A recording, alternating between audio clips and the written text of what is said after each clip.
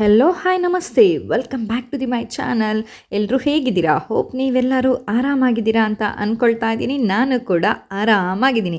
ಎಲ್ರಿಗೂ ಹೊಸ ವರ್ಷದ ಹಾರ್ದಿಕ ಶುಭಾಶಯಗಳು. ಈ ವರ್ಷದಲ್ಲಿ ನಿಮ್ಮ ಲೈಫ್ನಲ್ಲಿ ಏನೆಲ್ಲ ಚೇಂಜಸ್ ಮಾಡ್ಕೋಬೇಕು ಅಂದ್ಕೊಂಡಿದ್ದೀರಾ, ಹಾಗೆ ಹೊಸ ವರ್ಷದ ಮೊದಲ ದಿವಸ ಹೇಗೆ ಸೆಲೆಬ್ರೇಷನ್ ಮಾಡಿದ್ರಿ ಅಂತೇಳಿ ಕಮೆಂಟ್ ಮಾಡೋದರ ಮೂಲಕ ತಿಳಿಸಿ ಆಯಿತಾ. ಇವತ್ತಿನ ದಿವಸ ನನ್ನದೇನು ಅಂಥ ದೊಡ್ಡ ಪ್ಲ್ಯಾನಿಂಗ್ ಅಂತ ಯಾವುದೂ ಕೂಡ ಇರಲಿಲ್ಲ. ನಾರ್ಮಲಿ ಎದ್ದು ಆಫೀಸ್ಗೆ ಹೋದೆ. ಅಲ್ಲಿ ವರ್ಕ್ ಮಾಡುವಾಗ ನನಗೆ ಜ್ಞಾನೋದಯ ಆಯಿತು, ಯಾಕೆ ಇವತ್ತು ಕಟೀಲು ದೇವಸ್ಥಾನಕ್ಕೆ ಹೋಗಿ ಅಮ್ಮನವರ ದರ್ಶನ ಮಾಡಿ ಬರಬಾರ್ದು ಅಂತೇಳಿ ತಕ್ಷಣ ನನ್ನ ಅಕ್ಕನಿಗೆ ಕಾಲ್ ಮಾಡಿ, ಅಕ್ಕ 12 ಗಂಟೆಗೆ ತಯಾರಾಗಿರಿ, ನಾನು ಬರ್ತೇನೆ, ದೇವಸ್ಥಾನಕ್ಕೆ ಹೋಗಿ ಬರುವ ಅಂತ ಹೇಳಿದೆ. ಆದರೆ ನನ್ನ ವರ್ಕ್ ಕಂಪ್ಲೀಟ್ ಆಗುವನೇ 11:30 ಆಗಿತ್ತು. ಅದಾದ ನಂತರ ಬಂದು ನಾನು ಸ್ನಾನ ಮಾಡಿ ರೆಡಿ ಆಗಬೇಕಿತ್ತು. ಆದರೆ ಅಕ್ಕನಿಗೆ ಟೈಮ್ ಕೊಟ್ಟಿದ್ದರಿಂದ ನಾನೇ ತಡ ಮಾಡಿದರೆ ತಪ್ಪಾಗ್ತದೆ ಅಲ್ಲ ಅಂತೇಳಿ ನಾನು ಬೇಗ ಬೇಗ ಬಂದು ರೆಡಿ ಆಗ್ತಾ ಇದ್ದೇನೆ. ನಾನೆಂತ ಓವರಾಗಿ ಮೇಕಪ್ ಮಾಡೋದಿಲ್ಲ ಆಯಿತಾ. ನಾನು ಮೊದಲಿಗೆ ಇಲ್ಲಿ ಉಂಟಲ್ಲ ಲ್ಯಾಕ್ಮಿಯವರ ಸನ್ಸ್ಕ್ರೀನ್ ಹಚ್ಕೊಳ್ತಿದ್ದೇನೆ. ಯಾಕೆಂದರೆ ನಾವಿವತ್ತು ದೇವಸ್ಥಾನಕ್ಕೆ ಹೊರಟಿರುವುದು ಸ್ಕೂಟಿಯಲ್ಲಿ. ಹಾಗಾಗಿ ಸ್ಕೂಟಿಯಲ್ಲಿ ಹೋಗ್ತಾ ಇದ್ದೇವೆ ಅಂದರೆ ಖಂಡಿತವಾಗಿಯೂ ಸ್ಕಿನ್ನೆಲ್ಲ ಟ್ಯಾನ್ ಆಗ್ತದಲ್ಲ. ಹಾಗಾಗಿ ಫಸ್ಟು ಸನ್ಸ್ಕ್ರೀನ್ ಹಚ್ಚಿ ಅದಾದ ನಂತರ ಸ್ವಲ್ಪ ಫೇರ್ ಆ್ಯಂಡ್ ಲವ್ಲಿ ಹಚ್ಕೊಳ್ತಾ ಇದ್ದೇನೆ ಆಯಿತಾ. ಟೈಮ್ ಕೂಡ ಕಡಿಮೆ ಇದ್ದದ್ರಿಂದ ಸ್ವಲ್ಪ ಅರ್ಜೆಂಟ್ ಆಗಿಯೇ ತಯಾರಾಗ್ತಾ ಇದ್ದೇನೆ. ಈಗ ನೋಡಿ, ಒಂದು ಚಿಕ್ಕ ಬಿಂದಿಯನ್ನು ಕೂಡ ಇಟ್ಕೊಳ್ತಿದ್ದೇನೆ. ನಾವು ಬಿಂದಿ ಇಡಲಿಲ್ಲ ಅಂದರೆ ನಮ್ಮ ಮೇಕಪ್ ಕಂಪ್ಲೀಟ್ ಆಗೋದೇ ಇಲ್ಲ. ಹಾಗೆ ನನ್ನ ಮಗಳು ಅಕ್ಕನ ಮನೆಯಲ್ಲಿದ್ದರಿಂದ ಅಕ್ಕನೇ ಅವಳನ್ನು ಸ್ನಾನ ಮಾಡಿಸಿ ತಯಾರು ಮಾಡಿ ನಿಲ್ಲಿಸಿದ್ರು. ಹಾಗೆ ನೋಡಿ, ಇಲ್ಲಿ ನಾನಿಲ್ಲಿ ಸ್ವಲ್ಪ ಲಿಪ್ ಬಾಮ್ ಕೂಡ ಹಾಕ್ತಾ ಇದ್ದೇನೆ. ಅದಾದ ನಂತರ ಉಂಟಲ್ಲ, ನನಗೆ ಎಲ್ಲಿ ಹೊರಡೋದಾದರೂ ಈ ಸೆಂಟ್ ಹಾಕದಿದ್ದರೆ ನನಗೆ ಸರಿ ಆಗೋದೇ ಇಲ್ಲ. ಹಾಗಾಗಿ ನಾನು ಸೆಂಟು ಕೂಡ ಹಾಕ್ಕೊಳ್ತಾ ಇದ್ದೇನೆ. ಈಗ ನನಗೆ ನೆಕ್ಸ್ಟ್ ಇರುವಂತಹ ಕನ್ಫ್ಯೂಸ್ ಏನು ಅಂತ ಹೇಳಿದರೆ, ನಾನೀಗ ಯಾವ ವಾಚ್ ಹಾಕಲಿ ಅಂತೇಳಿ. ನನ್ನ ಹತ್ರ ಒಂದು 7ರಿಂದ 8 ವಾಚ್ ಉಂಟು. ಇದೆಲ್ಲ ನನ್ನ ಗಂಡ ಸೌದಿಯಿಂದ ತಂದು ಕೊಟ್ಟಂಥದ್ದು. ಇದರಲ್ಲಿ ಕೆಲವೆಲ್ಲ ಸ್ಮಾರ್ಟ್ ವಾಚೇ ಉಂಟು. ಆದರೆ ನಾನು ಇಷ್ಟೆಲ್ಲ ಸೆಲೆಕ್ಷನ್ ಆದ ನಂತರವೂ ಕೂಡ ನಾನು ಯೂಸ್ ಮಾಡುವಂಥ ವಾಚ್ ಉಂಟಲ್ಲ, ನನ್ನ ಮೋಸ್ಟ್ ಫೇವ್ರೇಟ್ ವಾಚ್, ಇದು ನನ್ನ ಮ್ಯಾಕ್ಸಿಮಮ್ ಯೂಸ್ ಆದಂಥ ವಾಚ್ ಅಂತಲೇ ಹೇಳ್ಬೋದು. ನನ್ನ ಬರ್ಡೇಗೆ ನನ್ನ ಹಸ್ಬೆಂಡ್ ಗಿಫ್ಟ್ ಮಾಡಿರುವಂಥ ವಾಚ್ ಇದಂತೂ ನನಗೆ ತುಂಬಾ ಇಷ್ಟ. ನಾನು ಎಲ್ಲಿ ಹೋಗಬೇಕಾದ್ರೂ ಜಾಸ್ತಿ ಇದನ್ನೇ ಹಾಕ್ತೇನೆ. ಫೈನಲಿ ವಾಚ್ ಎಂದು ಸೆಲೆಕ್ಷನ್ ಆಯಿತು. ವಾಟ್ ನೆಕ್ಸ್ಟ್ ಏನು ಅಂತ ಹೇಳಿದರೆ, ಒಂದು ಕೈಗೆ ವಾಚ್ ಹಾಕಿ ಆಯಿತು, ಮತ್ತೊಂದು ಕೈಗೆ ಒಂದು ಸಿಂಗಲ್ ಬ್ಯಾಂಗಲ್ ಹಾಕುವ ಅಂತೇಳಿ ಹಾಕ್ಕೊಳ್ತಾ ಇದ್ದೇನೆ. ತಲೆಗೆ ಸ್ನಾನ ಮಾಡಿದ್ರಿಂದ ತಲೆ ಕೂದಲು ಕೂಡ ಒದ್ದೆಯಾಗಿತ್ತು. ಹಾಗೆಯೇ ನನಗೆ ಅದನ್ನು ಚಂದ ಒಣಗಿಸಿ ಚಂದ ಮಾಡಿ ಬಾಚಿ ಹೊರಡುವಷ್ಟು ಟೈಮ್ ಕೂಡ ಇರಲಿಲ್ಲ. 1:12 ಆಗಿತ್ತು. ಅಕ್ಕ ಕೂಡ ವೆಯ್ಟ್ ಮಾಡ್ತಾಯಿದ್ರು. ಹಾಗಾಗಿ ತಲೆ ಬಾಚಲೇ ಇಲ್ಲ. ಹಾಗೆಯೇ ನಾನು ಒಂದು ಕ್ಲಿಪ್ಪನ್ನು ಹಾಕಿಕೊಂಡು ಹೊರಟು ಬಿಟ್ಟೆ. ಈ ಗಂಡಸರೆಲ್ಲ ಹೇಳ್ತಾರೆ, ಈ ಹೆಂಗಸರು ಹೊರಡುವುದಂದರೆ ಇಡೀ ದಿವಸ ಆಗ್ತದೆ ಅಂತೇಳಿ. ಯಾರು ಹೇಳಿದ್ದು ಮಾರ್ರೆ? ನೋಡಿಲಿ ನಾನು ಎಷ್ಟು ಬೇಗ ಹೊರಟಿದ್ದೇನೆ ಅಂತೇಳಿ. ಈಗ ಗೊತ್ತಾಗ್ಬೋದಲ್ಲ ಕೆಲವರಿಗೆಲ್ಲ, ಹೆಂಗಸರು ಎಷ್ಟು ಬೇಗ ಬೇಕಾದರೂ ತಯಾರಾಗ್ತಾರೆ ಅಂತೇಳಿ. ನಾವಿವತ್ತು ದೇವಸ್ಥಾನಕ್ಕೆ 2 ವೀಲರಲ್ಲಿ ಹೋಗ್ತಾ ಇರೋದ್ರಿಂದ ನಾನಿವತ್ತು ಸಾರಿ ಹಾಕಲಿಲ್ಲ. ನಾನು ಮ್ಯಾಕ್ಸಿಮಮ್ ದೇವಸ್ಥಾನಕ್ಕೆಲ್ಲ ಹೋಗುವಾಗ ಸಾರಿಯನ್ನೇ ಹಾಕ್ತೇನೆ. ಆದರೆ ಇವತ್ತು 2 ವೀಲರ್ನಲ್ಲಿ ಹೋಗೋದ್ರಿಂದ ನಾನು ಡ್ರೆಸ್ ಹಾಕಿದ್ದೇನೆ. ನನಗೆ ಸಾರಿ ಹಾಕಿದರೆ ಡ್ರೈವ್ ಮಾಡಲಿಕ್ಕೆ ಸ್ವಲ್ಪ ಕಷ್ಟ ಆಗ್ತದೆ, ಅದು ಕೂಡ ಲಾಂಗ್ ಜರ್ನಿ ಅಲ್ಲ. ಹಾಗೆ ನೋಡಿ, ಇಲ್ಲಿ ರೆಡಿ ಎಲ್ಲ ಆದ ನಂತರ ನಾನು ಹೆಲ್ಮೆಟನ್ನು ತಗೊಂಡು ನಮ್ಮ ದೊಡ್ಡ ಮನೆಗೆ ಹೋದೆ. ಯಾಕೆಂದರೆ ಅಕ್ಕ ಮತ್ತು ನನ್ನ ಮಗಳು ಅಲ್ಲಿ ಇದ್ರಲ್ಲ. ಹಾಗಾಗಿ ನೋಡಿ, ಇಲ್ಲಿ ನಮ್ಮ ಜರ್ನಿ ಇಲ್ಲಿ ಸ್ಟಾರ್ಟ್ ಆಗ್ತಾ ಉಂಟು. ನಾನು 2 ವೀಲರ್ನಲ್ಲಿ ಹೋಗುವಾಗ ಕಂಪಲ್ಸರಿ ಹೆಲ್ಮೆಟ್ ಹಾಕ್ತೇನೆ. ಹಾಗೆ ನನ್ನ ಮಗಳಿಗೆ ಕೂಡ ಹೆಲ್ಮೆಟ್ ಹಾಕಿಸ್ತೇನೆ. ಯಾಕೆಂದರೆ ನಾವು ಪೊಲೀಸರು ಸಿಗ್ತಾರೆ, ಫೈನ್ ಹಾಕ್ತಾರೆ ಅಂತ ಹೆಲ್ಮೆಟ್ ಹಾಕೋದು ಬೇಡ. ನಮ್ಮ ಸೇಫ್ಟಿಗೆ ನಾವು ಹೆಲ್ಮೆಟ್ ಹಾಕುವ ಅಲ್ಲ. ಹಾಗೆ ನೋಡಿಲಿ, ನನ್ನ ಮಗಳು ಹಾಗೆ ಅಕ್ಕ ಇಬ್ಬರು ಕೂಡ ಹೆಲ್ಮೆಟ್ ಹಾಕಿಕೊಂಡು ತಯಾರಾದರು. ನಮ್ಮ ಜರ್ನಿ ಕೂಡ ಇಲ್ಲಿಂದ ಸ್ಟಾರ್ಟ್ ಆಯಿತು. ನನ್ನ ಅಕ್ಕನ ಮಗ ಹಾಗೆ ನನ್ನ ನಾದಿನಿಯ ಮಗಳು ನಮಗೆ ಬಾಯ್ ಮಾಡ್ತಾ ಇದ್ದಾರೆ.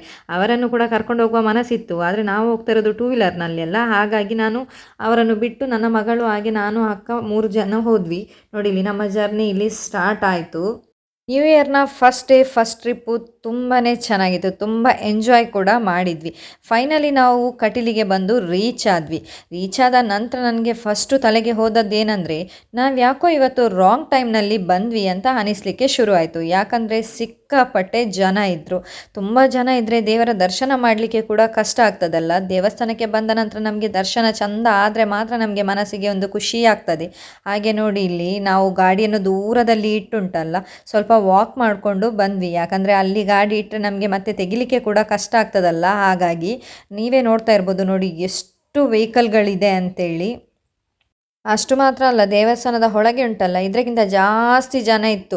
ಹಾಗೆ ನೋಡಿ, ಇಲ್ಲಿ ದೇವರ ಪೂಜೆಗೆ ಚೀಟಿ ಮಾಡಲಿಕ್ಕೆ ಉಂಟಲ್ಲ, ಒಂದು ಕ್ಯೂ ಕೂಡ ಇತ್ತು. ಹಾಗಾಗಿ ನಾನು ಅಕ್ಕನಲ್ಲಿ ಹೇಳಿದೆ, ನನಗೆ ಒಂದು ಚೀಟಿ ಮಾಡಿಸಿ ಅಂತ. ಹಾಗೆ ಮಗಳು, ಅಮ್ಮ ನೀರು ನೋಡಬೇಕು ಅಂತ ಹೇಳಿದರು. ಆದರೆ ಈಗ ಬೇಸಿಗೆ ಕಾಲ ಆದದ್ರಿಂದ ನೀರೆಲ್ಲ ಹಾರಿ ಹೋಗಿತ್ತು.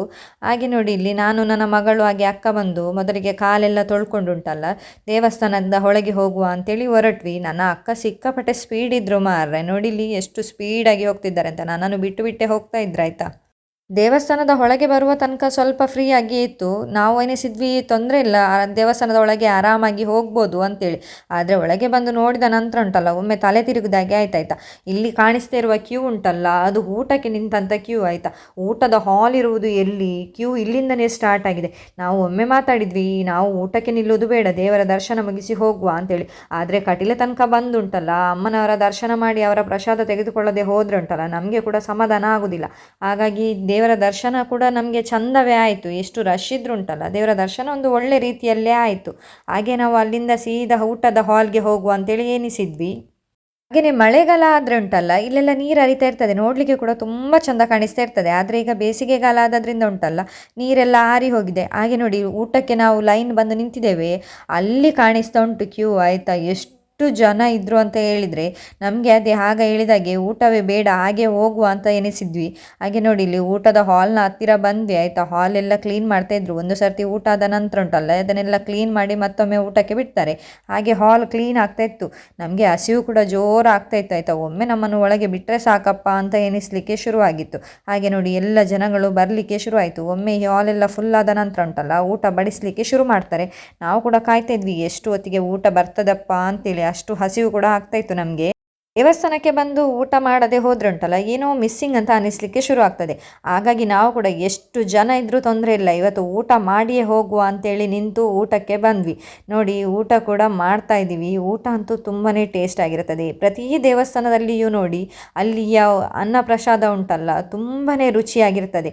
ಹಾಗೆ ನಾವು ಊಟ ಎಲ್ಲ ಮುಗಿಸಿ ಉಂಟಲ್ಲ, ಮನೆ ಕಡೆ ಬಂದ್ವಿ. ಮನೆ ಕಡೆ ಬರುವಾಗನೇ ಸಂಜೆ 4:15 ಗಂಟೆ ಆಗಿತ್ತು. ಹಾಗಾಗಿ ನಾನು ಡೈರೆಕ್ಟ್ ದೇವಸ್ಥಾನದಿಂದ ಕೆಲಸದ ಹತ್ರನೇ ಬಂದೆ. ಮಂತ್ ಎಂಡ್ ಆಗೋದ್ರಿಂದ ಕೆಲಸ ಕೂಡ ಸಿಕ್ಕಾಪಟ್ಟೆ ಇತ್ತು. ಹಾಗೆಯೇ ಇವತ್ತು ಮಧ್ಯಾಹ್ನ ನಿದ್ದೆ ಕೂಡ ಮಿಸ್ ಆಗಿದ್ದರಿಂದ ನನಗೆ ಆಫೀಸ್ನಲ್ಲಿ ಸಿಸ್ಟಮ್ ಎದುರು ಕೂತ ತಕ್ಷಣ ಉಂಟಲ್ಲ, ನಿದ್ದೆ ಬರಲಿಕ್ಕೆ ಕೂಡ ಶುರುವಾಗಿತ್ತು. ಹಾಗೆ ನನಗೆ ಪೇಮೆಂಟ್ ಕೂಡ ಫೈನಲೈಸ್ ಆಗಬೇಕಾಗಿತ್ತು. ಹಾಗಾಗಿ ಎಷ್ಟು ನಿದ್ದೆ ಬಂದರೂ ಕೂಡ ಉಂಟಲ್ಲ, ನನ್ನ ಗಮನ ಆಚೆ ಈಚೆ ಹೋಗೋದಾಗೆ ಪೇಮೆಂಟ್ ಆಚೆ ಇತ್ತು. ಯಾಕೆಂದರೆ ಸ್ವಲ್ಪ ಮಿಸ್ ಆದರೆ ಕೂಡ ಉಂಟಲ್ಲ, ನನಗೆ ಟ್ಯಾಲಿ ಬರೋದಿಲ್ಲ. ಇವತ್ತು ನಂದು ಎಂಥ ಗ್ರಾಚಾರ ಅಂತ ಗೊತ್ತಿಲ್ಲ ಮಾರ್ರೆ. ಒಂದು ರಿಪೋರ್ಟ್ ಸಿಗುವಾಗ ಮತ್ತೊಂದು ರಿಪೋರ್ಟ್ ಮಿಸ್ ಆಗ್ತಾ ಇತ್ತು, ಮತ್ತೊಂದು ರಿಪೋರ್ಟ್ ಹುಡುಕಿ ತೆಗೆಯುವಾಗ ಇನ್ನೊಂದು ರಿಪೋರ್ಟ್ ಮಿಸ್ ಆಗ್ತಾ ಇತ್ತು. ಈ ರಿಪೋರ್ಟ್ಗಳನ್ನು ಹುಡುಕಿ ತೆಗೆಯುವಾಗಲೇ ನನಗೆ ಸುಮಾರು ಹೊತ್ತಾಯಿತು. ಹಾಗೆ ನಮ್ಮದು ಮಿಲ್ಕ್ ಸೊಸೈಟಿ ಆಗೋದ್ರಿಂದ ನಡುವಲ್ಲಿ ಮಿಲ್ಕ್ ಕಲೆಕ್ಷನ್ ಕೂಡ ಮಾಡ್ತಾ ಇದ್ದೆ. ಯಾಕೋ ಗೊತ್ತಿಲ್ಲ, ಇವತ್ತು ನನಗೆ ಸಿಕ್ಕಾಪಟ್ಟೆ ಹಸಿವು ಕೂಡ ಆಗ್ತಾಯಿತ್ತು. ಅದರ ಜೊತೆಗೆ ನಿದ್ದೆ ಕೂಡ ಜೋರು ಬರ್ತಾಯಿತ್ತು ಆಯಿತಾ.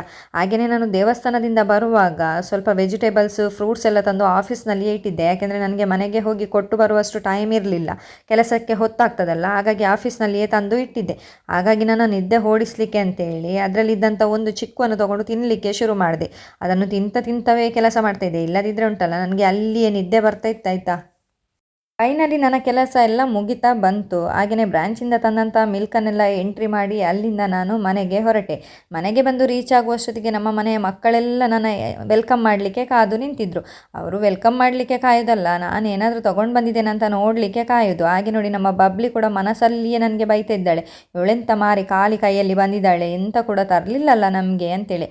ಹಾಗೆ ನೋಡಿ, ಇಲ್ಲಿ ಬಾಗಿಲು ಹಾಕಿದ್ರಿಂದ ಎಲ್ಲರೂ ಹೋಗಿ ಬಾಗಿಲ ಹತ್ರ ನಿಂತ್ಕೊಳ್ತಾರೆ. ನಾನು ಬಂದೆಲ್ಲ, ಹಾಗಾಗಿ ಬಾಗಿಲು ತೆಗಿತಾರೆ. ಹೇಗೂ ನಾವು ಕೂಡ ಗುಂಪಿನಲ್ಲಿ ಗೋವಿಂದ ಅಂತ ಹೊಳೆಗೆ ಹೋಗುವ ಅಂತೇಳಿ ಕಾಯ್ತಾ ನಿಂತಿದ್ದಾರೆ. ಹಾಗೆಯೇ ನನ್ನ ಮಗಳು ಮನೆಗೆ ಬಂದ ಕೂಡಲೇ ಉಂಟಲ್ಲ, ಇವತ್ತಿನ ದಿವಸ ಹೇಗಿತ್ತು, ದೇವಸ್ಥಾನದಲ್ಲಿ ಎಂತೆಲ್ಲ ಪೋಖ್ರಿ ಮಾಡಿದೆ, ಎಂತೆಲ್ಲ ತೆಗೆದುಕೊಂಡೆ ಅಂತೇಳಿ ಅಮ್ಮನಲ್ಲಿ ವರದಿ ಒಪ್ಪಿಸ್ತಾ ಇದ್ದಾಳೆ. ಹಾಗೆ ಅಮ್ಮನಿಗೆ ಸ್ವಲ್ಪ ಟ್ಯಾಬ್ಲೆಟ್ಸ್ ಎಲ್ಲ ಬೇಕಿತ್ತು, ಅದನ್ನೆಲ್ಲ ತೆಗೆದುಕೊಂಡು ಬಂದು ಕೊಟ್ಟೆ. ಹಾಗೆ ನೋಡಿ, ಇಲ್ಲಿ ನನ್ನ ಮಗಳು ಆಟಾಡುವ ವಸ್ತುಗಳನ್ನೆಲ್ಲ ಅಮ್ಮನಿಗೆ ತೋರಿಸ್ತಿದ್ದಾಳೆ. ಅಮ್ಮನಿಗೆ ಬಳೆಯನ್ನು ತೆಗೆದುಕೊಂಡು ಬಂದು ಕೊಟ್ಲು. ಕಟೀಲಿಗೆ ಹೋದ ನಂತರ ಬಳೆ ತರದೆ ಬರುವ ಮಾತೇ ಇಲ್ಲ. ಹಾಗೆ ನೋಡಿ, ಇಲ್ಲಿ ತಂದಂತಹ ಫ್ರೂಟ್ಸು, ವೆಜಿಟೇಬಲ್ಸ್ ಎಲ್ಲ ಇನ್ನೂ ಸೋಫಾದ ಮೇಲೆಯೇ ಉಂಟು. ಅದನ್ನೆಲ್ಲ ಒಮ್ಮೆ ಒಳಗೆ ತೆಗೆದುಕೊಂಡು ಹೋಗಿ ಇಡುವ ಅಂತೇಳಿ ಹೋದೆ. ಅಷ್ಟೊತ್ತಿಗೆ ನನ್ನ ಮಗ ಕೂಡ ತಯಾರಾಗಿದ್ದ. ಅವನಿಗೆ ಕೂಡ ಹಸಿವಾಗ್ತಿತ್ತು, ಫುಡ್ ಹಾಕು ಅಂತೇಳಿ ನಿಂತ್ಕೊಂಡ. ಹಾಗೆ ಅವನಿಗೆ ಕೂಡ ಫುಡ್ ಹಾಕಿ ನಾನು ಕೂಡ ಒಮ್ಮೆ ಚಹಾ ಕುಡಿಯುವ ಅಂತ ಎನಿಸಿದೆ. ಎಲ್ಲರೂ ಫ್ರೆಶ್ ಆದ ನಂತರ ಚಹಾ ಕುಡಿದ್ರೆ ಉಂಟಲ್ಲ, ನಾನು ಚಹಾ ಕುಡಿದಾದ ನಂತರ ಫ್ರೆಶ್ ಆಗುವ ಅಂತೇಳಿ ಮೊದಲಿಗೆ ಬಂದು ಚಹಾ ಕುಡಿಲಿಕ್ಕೆ ಅಂತೇಳಿ ಕೂತ್ಕೊಂಡೆ. ನೋಡಿ, ಇದಿಷ್ಟು ನನ್ನ ಇವತ್ತಿನ ಹೊಸ ವರ್ಷದ ಮೊದಲ ದಿನದ ದಿನಚರಿಯಾಗಿತ್ತು. ನಿಮ್ಮ ದಿನ ಹೇಗಿತ್ತು ಅಂತೇಳಿ ಕಮೆಂಟ್ ಮಾಡೋದರ ಮೂಲಕ ತಿಳಿಸಿ ಆಯಿತಾ. ಹಾಗೆಯೇ ನನ್ನ ವಿಡಿಯೋ ನಿಮಗೇನಾದರೂ ಇಷ್ಟ ಆಗಿದ್ದರೆ ವಿಡಿಯೋನ ಲೈಕ್ ಮಾಡಿ, ಹಾಗೆ ಶೇರ್ ಮಾಡಿ.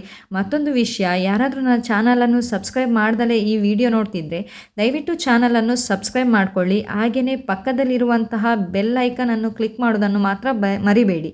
ಯಾಕೆ ಅಂತ ಹೇಳಿದರೆ, ನಾನು ಅಪ್ಲೋಡ್ ಮಾಡುವಂತಹ ಪ್ರತಿ ಪ್ರತಿ ವಿಡಿಯೋದ ನೋಟಿಫಿಕೇಷನ್ ನಿಮಗೆ ಮೊದಲಿಗೆ ಬರಬೇಕು ಅಂತ ಹೇಳಿದರೆ ನೀವು ಬೆಲ್ ಐಕನನ್ನು ಕ್ಲಿಕ್ ಮಾಡೋದನ್ನು ಮಾತ್ರ ಮರಿಬಾರ್ದು, ಆಯಿತಾ? ನೆನಪಿಟ್ಕೊಂಡಿದ್ದೀರಲ್ಲ, ಕ್ಲಿಕ್ ಮಾಡ್ತೀರಾ ಅಲ್ವಾ? ಸರಿ, ಹಾಗಾದರೆ ಇಷ್ಟು ಹೊತ್ತು ವಿಡಿಯೋ ನೋಡಿದ್ದಕ್ಕೆ ಧನ್ಯವಾದಗಳು. ಟಾಟಾ, ಬಾಯ್ ಬಾಯ್. ಮುಂದಿನ ವಿಡಿಯೋದಲ್ಲಿ ಸಿಗುವ.